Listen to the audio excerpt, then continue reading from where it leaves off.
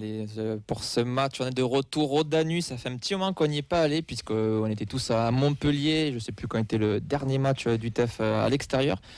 Rendez-vous dès 16h30, venez avec vos écharpes, vos maillots, il y aura bien sûr des animations, il y aura le speaker, le sécanto à l'entrée des joueurs, le quiz de la mi-temps et il y aura en plus à gagner une magnifique écharpe Andy Tolosa. Oui, là. Une très belle écharpe. Et celle-là, donc elle a tous les droits. Hein. La personne en fauteuil n'existe pas sur l'écharpe. C'est pas en garde à vue. Voilà. Tu vendras du matériel, oui, toi, du coup. Du matériel. Du merch, donc fumigène. Non, du matériel, il y aura. Pour les gens qui veulent aussi prendre une écharpe, ce sera possible d'en prendre une. Il y aura également les t-shirts, mais pas tous les t-shirts, attention. Oui, voilà, il y aura les t-shirts, donc assis toujours, que peut-être que des gens auront vu sur l'article de la dépêche qui était sorti. Nadia peut venir ici. Récemment. Ah oui, tu viens la caméra si Nadia pour montrer le t-shirt. Oui. Vraiment ? Oui, j'ai vu en direct. Après, je décalerai le micro, je montrerai. C'est là qu'elle va danser.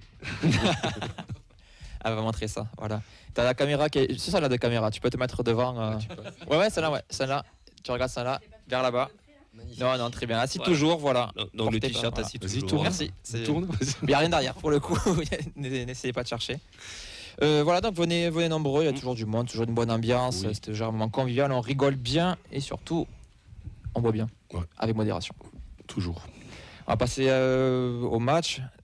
D'abord, le déplacement, les groupes de supporters, il y a eu un arrêté préfectoral, donc du coup, il n'y aura pas d'indépendants. Vous va être obligé d'y aller par un groupe de supporters, ou sinon, vous êtes obligé d'aller ailleurs dans le stade et à vos risques et périls, comme on dit. Ah ouais, ça a été interdit. Ouais. Parce qu'il y a une rivalité ancestrale. Il n'y a pas eu un vol de bâche l'année, c'est comme l'an dernier, c'est bon. Il y a quelques années, ouais, c'est ça. Oui, je crois que c'est même plus ou moins le même arrêté que la dernière fois. Voilà, donc ça n'évolue pas et ça n'évolue pas, surtout dans le bon sens. Donc surtout quand on dit que les indépendants ne peuvent pas se déplacer, il y a aussi c'est qu'il n'y a pas de vente de place. Donc au guichet. C'est ça. Visiteurs. Ils ont un lieu de rendez-vous pour les supporters en groupe, c'est-à-dire concrètement les Indians, peut-être les Visca ou les Oxyfans. J'ai pas vu s'il y avait un déplacement de leur côté. Pas de Andy Tolosa non plus. Pas de Andy Tolosa du coup non. Ouais. Vous serez au bar ? Oui, on sera au bar, ouais. Voilà. Ça fait plaisir. On va d'abord faire la preview entre nous. Déjà sur ce match, la question va être simple, est-ce qu'on reconduit une troisième fois la même composition que contre Montpellier Il y a vraiment des questions de merde que contre Reims. Nadia, excuse-moi, est-ce que tu peux couper le micro jaune s'il te plaît? Est-ce qu'on va jouer un violet ou un jaune? RMI. Non, c'est bon, t'as coupé. Hein, c'est l'adage, on ne change pas l'équipe qui gagne. Pour le coup, je serais très surpris de voir des changements sur la composition de cette équipe. Fred, peut-être vraiment. Oui. Ouais, bon, c'est bien. Peut-être la seule interrogation, est-ce qu'on va jouer un jaune ou un violet? Ah, est-ce que Guillaume Reste va jouer avec le maillot violet et puis le bas? Ah oui. Enfin, voilà. Les prévus sont de pire en pire avec vous quand même. Hein. Moi je crois en la Norway Connection. Est-ce que Denis Genreau va revenir dans le groupe? Ça c'est la vraie question. Ouais, aussi. Parce qu'on ça peut. Ouais, on n'a pas eu de nouvelles. On n'a pas eu de nouvelles si sa femme. J'espère que depuis elle a couché quand même. J'espère oui. Mais non, mais parce qu'en général le TEF se fait un communiqué ou quelque chose. C'est pas faux. Il n'y a pas eu de communication sur Baby Denis. Ouais. Voilà. Okay. Ça sent la fin. Donc pour le coup, oui, ça sent le départ cet hiver. Du bébé? Non, je sais pas. Non, de sa femme. Ouais, donc du coup, on part sur la même groupe, même compo, pas de changement, on s'adapte pas à l'adversaire. On a besoin, ils sont au fond du saut. À la limite, si on peut relancer Sierro au passage, moi, c'est ma seule interrogation, c'est qui pour épauler Caceres au milieu. Vu qu'on n'a pas le choix, on laisse Sierro. On n'a pas de retour de blessure, pas de retour suspendu, je crois. Non. Donc, il y aura une surprise à moi sur le côté. Je vois Soiseau, je sais pas pourquoi. Tu crois en la rotation? Ouais, je crois en la rotation. C'est possible. C'est un ressenti. J'ai aucun argument plausible. C'est un ressenti. Est-ce que ton ressenti est lié qu'il est que 20h37 et qu'on doit faire ce débat jusqu'à 20h45 ou c'est un vrai ressenti? Non, c'est un vrai ressenti. Je sais pas. Moi, je vois Carles qui aime bien donner aussi de la confiance à ses joueurs. Il fait des entrées plutôt intéressantes. Pourquoi pas continuer dans cette dynamique-là aussi de donner du temps de jeu à des joueurs qui le méritent, qui peuvent apporter du plus aussi dans l'effectif. Donc je sais pas.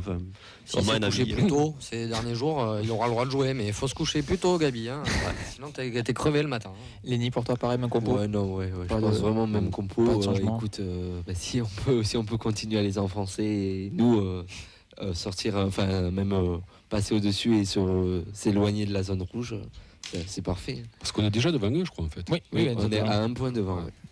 On va passer maintenant à toi, Brice, qui nous fait le plaisir de venir, qui range son frein depuis 40 minutes et qui entend des pics sur le stade rennais depuis tout à l'heure. Est-ce que tu es prêt à te venger ? Oui, je suis prêt. Est-ce que je vais en avoir la capacité ? Je ne suis pas tout à fait sûr. Vous parliez de vous adapter à une équipe. Ouais, c'est possible si on sait ce que l'équipe d'en face va faire. Là, je pense que personne ne sait ce que Rennes va faire, donc on ne peut pas s'y adapter de toute façon. Et un autre truc sur lequel j'en profite pour rebondir, là, vous parliez de la connexion norvégienne. A priori, c'est une blague, mais moi, je pense que c'est quand même important que dans une équipe, il y ait une connexion entre les joueurs. Et à Rennes, on a tout changé l'été dernier. Donc là, au niveau connivence, il n'y a rien. On le voit depuis 10 matchs. Il y a des mecs qui ont l'air bons, mais qui ensemble ne savent pas jouer et ça prend pas. Et le coach n'a pas su faire prendre ce truc-là. Et du coup, ce match-là, il est très très incertain. Le changement d'entraîneur, peut-être, qui va permettre de créer un petit peu de lien entre les joueurs. C'est ce que je nous souhaite et c'est ce que je vous souhaite pas. Mais disons que voilà, si on commence à jouer ensemble, il va bien falloir que ça démarre à un moment donné. Et peut-être que ce sera contre Toulouse. Tu juges comment le début de saison ? Raté ou c'est juste un faux départ Non, c'est complètement. Ça correspond complètement à ce à quoi les supporters s'attendaient parce que on a changé l'intégralité de l'effectif et on a gardé les joueurs. On a gardé des joueurs qui n'avaient pas spécialement montré leadership et sur lesquels on pouvait pas appuyer une vraie ossature. C'était des joueurs qui jouent bien individuellement mais qui ensemble ne jouaient déjà pas bien à l'époque. Quand je dis ça, je pense à Kalimundo Gouiri qu'on a reconduit déjà plusieurs fois et plusieurs fois on a vu qu'ensemble ça marchait pas, ils font la même chose. Ce qui a bougé quand même, c'est la défense. L'an dernier, c'était vraiment le gros chantier. On en était à je sais pas combien de CSC, mais c'était vraiment un enfer. Et là, du coup, au niveau mental, c'était la cata à Rennes. Là, avec l'arrivée d'Ostigard et de Faye, on a gagné en caractère et puis on a gagné quand même un petit peu en sécurité. Je vous dis ça, Faye il provoque un penalty contre Strasbourg qui fait que le but est annulé. Mais pour moi, ça c'est un petit accident de parcours qui est pas dramatique parce qu'il a déjà montré des choses qui étaient bien meilleures que ce qu'on a vu toute l'année dernière. Donc je pense qu'en défense, Rennes logiquement devrait tenir. Je pense que le 4-0 là, de la semaine dernière, c'était un accident et ça a provoqué, ça a mal pour un bien parce que ça va provoquer beaucoup de changements. Et là, j'ai beaucoup de mal à dire ce qui va se passer ce week-end. Donc, du coup, au niveau le mercato est passé, il y a eu des départs. Bourigeaud, Terrier. Est-ce que pour toi, ça a été remplacé ? Comment est-ce que tu le juges, ce début de saison avec ce mercato je vais revenir sur la question du leadership parce que Bourigeaud, c'est un mec qu'on a essayé en capitaine et ça n'a pas marché. On aurait voulu qu'il soit le capitaine de cette équipe parce que c'était il tenait la baraque quand même. Dans le jeu, il tenait la baraque, mais en capitaine, ça marche pas. Donc du coup son départ il a changé quelque chose dans le collectif, c'est sûr, ça se voit dans le jeu, dans cette connivence qu'il y avait chez les joueurs. J'ai pas l'impression que ça a changé grand chose et du coup non, on l'a pas remplacé parce qu'on a toujours pas de leader dans cette équipe. Par contre Terrier, c'est compliqué parce qu'il revenait de blessure de toute façon. Quand il est revenu en janvier dernier, il avait pas le niveau, il l'a pas vraiment retrouvé. Donc il nous manque toujours un buteur. J'ai pas l'impression que ça pourrait être Kalimundo. On n'a pas à ce poste-là, on n'a pas recruté de toute façon, donc on n'a pas de nouveaux attaquants qui pourraient faire quelque chose. Jota, Gomez, c'est des gens qui pourraient peut-être planter des buts à Rennes, mais pour l'instant c'est pas le cas. Donc on est vraiment dans une grande incertitude j'ai absolument aucune certitude. Je pense pas qu'on ait remplacé poste pour poste et je sais pas si les joueurs qu'on a recrutés peuvent faire quelque chose. On parle du changement d'entraîneur qui vient d'avoir lieu. Pour toi, il était inévitable. Est-ce qu'il aurait dû même intervenir plus tôt ? Quand il est revenu l'an dernier, j'ai eu beaucoup de difficultés à y croire déjà parce qu'il était parti parce qu'il avait plus du tout les clés pour faire marcher cette équipe. Il revient pour remplacer Genesio qui a plus les clés pour faire marcher cette équipe et on lui demande de faire ce qu'il n'a pas su faire 1 an avant, 2 ans avant. Et là, il part exactement dans les mêmes circonstances, donc voilà, c'est compliqué. Moi, j'ai jamais vu du beau jeu sous Stéphane II, sous son deuxième règne, donc je suis quand même plutôt content qu'il s'en aille. Mais bon, voilà, on ne sait pas par quoi il va être remplacé. Pour l'instant, il est remplacé par l'entraîneur de la Pro, de la Pro D2, c'est ça, Oui, c'est Pro 2, mais comment ils appellent ça? C'est le championnat des réserves, un peu Super League, un truc. Pro 2. Pro 2, merci.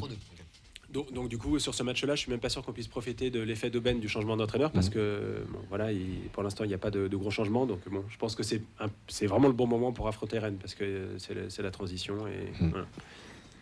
Guy Lacombe et Courbis qui reviennent, t'en penses quoi? La Combe, je veux bien. Ah oui? C'était des bonnes années. Okay. Et puis je trouve que le gars avait quelque chose. Il arrivait à transmettre quelque chose. Courbis, belle moustache déjà. Pour Movember, c'est le thème, ouais, j'avoue. Il a joué chez nous. Hein. C'est vrai, il avait déjà une moustache. Respectez-le quand même un peu. On en parlait un petit peu justement, Rémi, avant. On va te poser la question aussi à toi, Brice, mais vous, ça vous inspire quoi? Parce que la grosse rumeur, la grosse cote, c'est Sampaoli qui devrait arriver. Ça vous inspire quoi, Sampaoli qui revient après une aventure à Marseille, revient à Rennes? Alors c'est rigolo parce que si on parle des off, j'avais dit la semaine dernière en partant de cette émission que on aurait un entraîneur un peu plan-plan et par des moments l'expression péjorative, mais c'est un petit peu quand même ce qui se passe en fait à Rennes depuis quand même pas mal de temps, c'est-à-dire des entraîneurs très lisses. Ça ronronne. Voilà, des entraîneurs très lisses, bien sur tout rapport, gendre idéal et compagnie. Et là, on met un fou. Donc c'est vrai que pour le coup, ça dénote. Est-ce que ça sera profitable à Rennes? J'ai quand même tendance à penser qu'à un moment donné, l'effectif... plus la patte Sampaoli, si effectivement c'est bien lui qui arrive, va prendre. Je m'inquiète pas du tout là-dessus.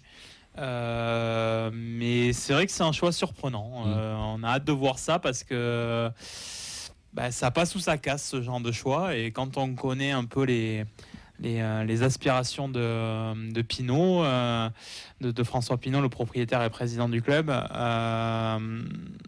voilà, c'est intéressant et enthousiasmant même. Ça t'inspire quoi du coup, toi, Brice? Un coach étranger, je dis oui tous les jours. Avec le recrutement qu'on a fait l'été dernier, des joueurs qui viennent de partout, qui sont pas francophones pour la plupart, un coach qui lui non plus n'est pas francophone et du coup va bien devoir trouver des moyens de communiquer avec ses joueurs. Je suis curieux de voir ça. Après, un entraîneur qui crie...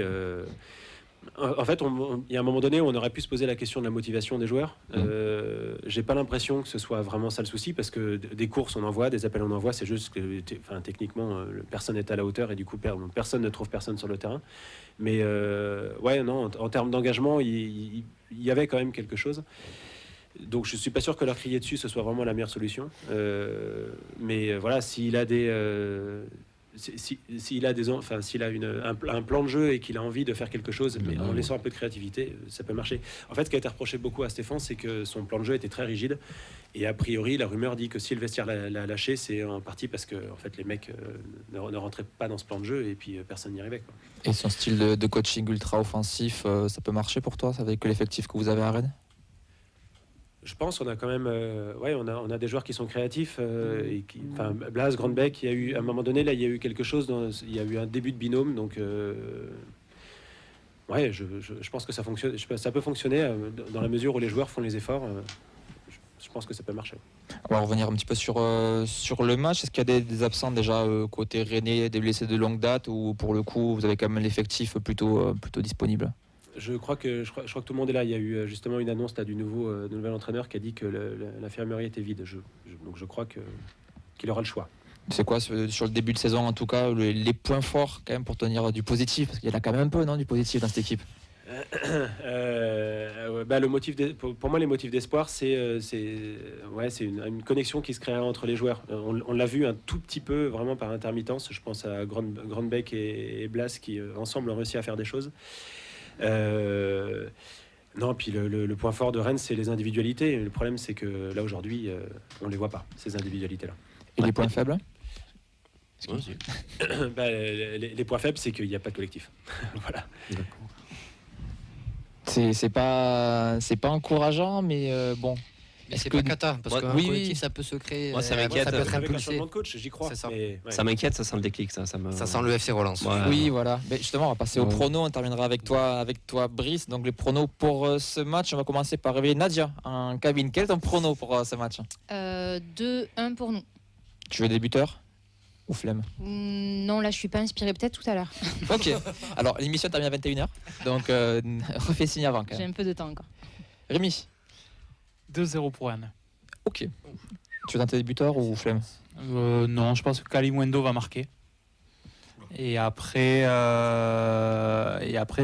j'ai encensé un joueur que j'aimais bien à l'époque de l'Atalanta. Alors, j'ai plus le nom exact. vous m'excuserez. Adberg, Voilà. le latéral droit. Mais je trouvais que c'était un intérêt très offensif, donc je pense qu'il va marquer.